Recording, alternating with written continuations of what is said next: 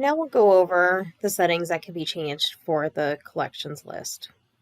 So I go up to the top menu, select collections list, and this is a page that shows all of your collections.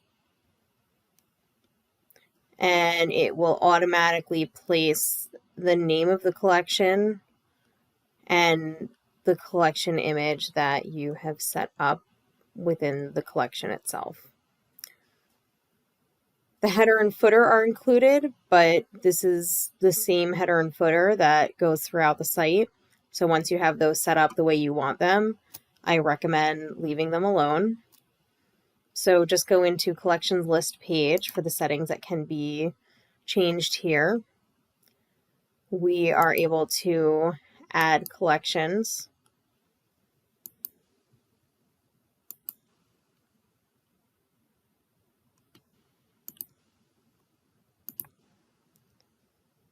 Typically, this would already be populated with all of your collections, but if something is missing, that's how you would manually add it. And you can also choose whether to show all collections, which is what is selected now, or if you only want select collections.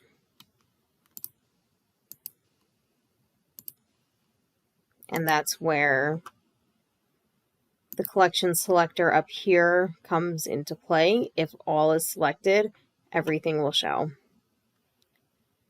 So I will go back to the all setting because it's already set up. And you can choose whether to sort by alphabetically, new to old, old to new, and how many rows of collections you'll have. So if you set up 2 collections per row, you'll naturally have more rows than if you have more per row. So it depends on how many collections you have. If you have a lot, you'll want to show 4 or 5. If you don't have many, you'll want to show 2 or 3.